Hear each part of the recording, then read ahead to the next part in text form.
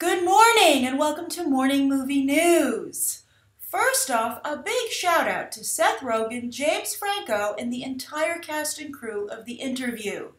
In challenging times like these, sometimes the hardest thing to do is to do nothing at all. And when everyone's so concerned about a box office bow, it's pretty damn brave to bow out entirely. So here's hoping for peace on earth this holiday season and peace out to homeboys Rogen and Franco. So here on Beyond the Trailer, we're entering one of the most interactive times of the year. Your BTT voice submissions are due by the end of the day on December 31st, 2014 about the Oscars for this year, what you think of the show, the pros and cons, what movies you're rooting for, which movies have been snubbed. But I'm also happy to announce that the polls are officially open for you to vote for the top 10 movies of 2014 overall.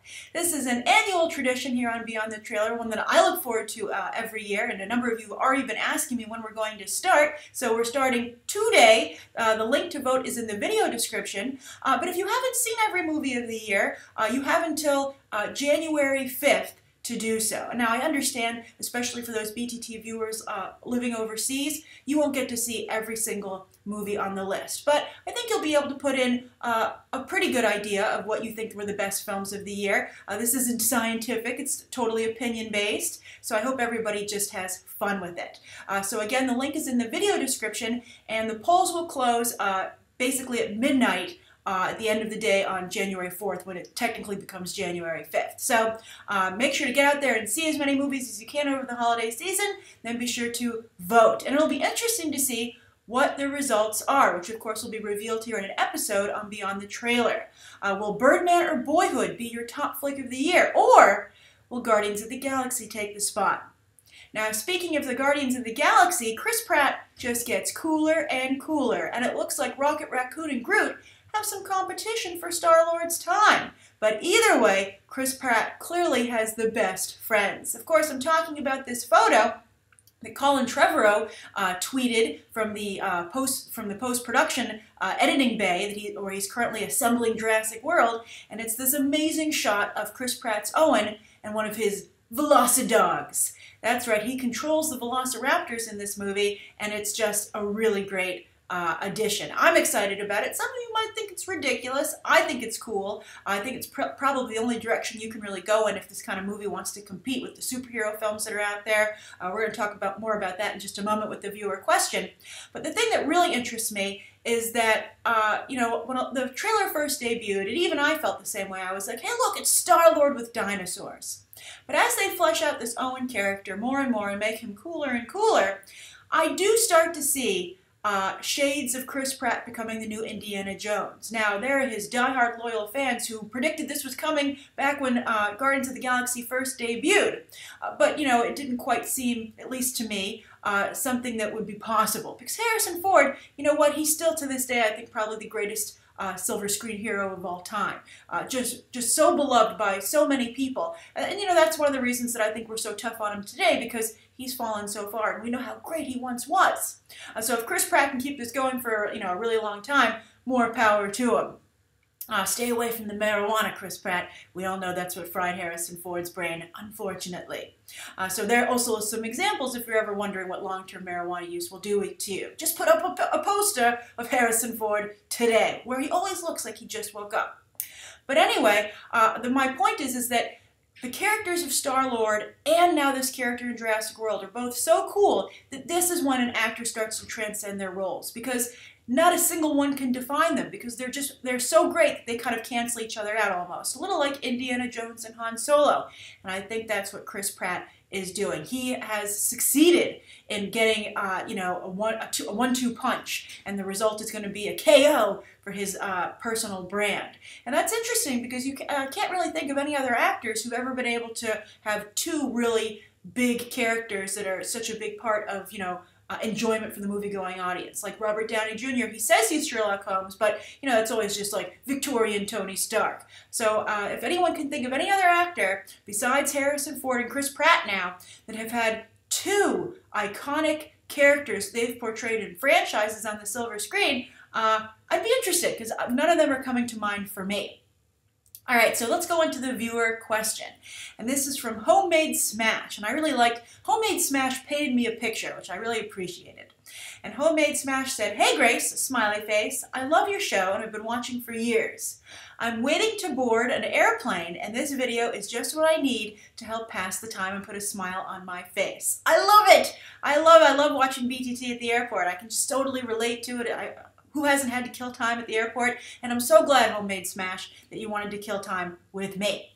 So Homemade Smash does have a question, and Homemade Smash says, if Jurassic World is successful, do you think that we will see more prehistoric related movies and other forms of media? And then I think like a cat smiley face he put in there. That's pretty awesome. All right, so anyway, or she, he or she, Homemade Smash does not say if it's a he or a she. But either way, thank you so much for your question and that wonderful picture that you painted for all of us now. But as for your question, I find it very interesting. And it's true. Dinosaurs have been not, they have not been chosen by natural selection, or at least Hollywood's version of natural selection, to progress. They have been almost made extinct by the superhero. And so I'm curious to see, I agree with you, if this can bring dinosaurs back. Now, I still think that little kids are really enamored with dinosaurs, and that's why I think museums can still do quite well with their dinosaur branches. And, walking with dinosaurs I think was very popular, but they aren't really at the height of their popularity anymore. And will a movie like Jurassic World bring them back to that?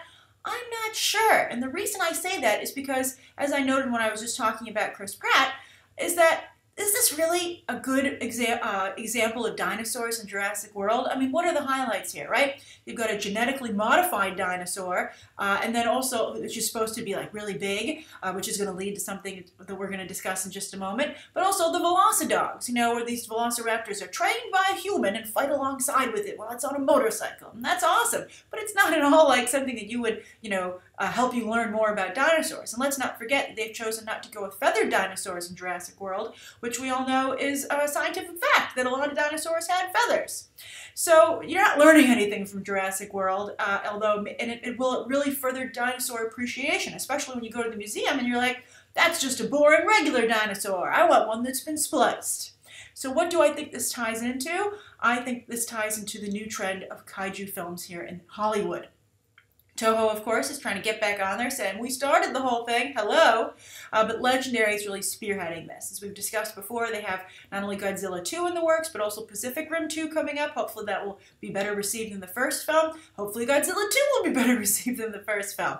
And then also Kong Skull Island. Still difficult to say, but that film's shaping up, I think, probably to be the one that I'm the most excited about. And I do think that having this genetically modified giant dinosaur in Jurassic World is a way for that franchise to tap into the new kaiju trend. So I think that you're seeing Jurassic World evolve to match the current trend in filmmaking, with more, scientific fantasy. And those are the elements they're bringing in there. And it'll be interesting to see if it can walk the fine line of bringing in fantasy, but yet still trying to be true to its scientific roots. But I'm curious, when you watch the Jurassic World trailer, are you like, yeah, dinosaurs are cool? Or are you like, I love theme parks and fantasy?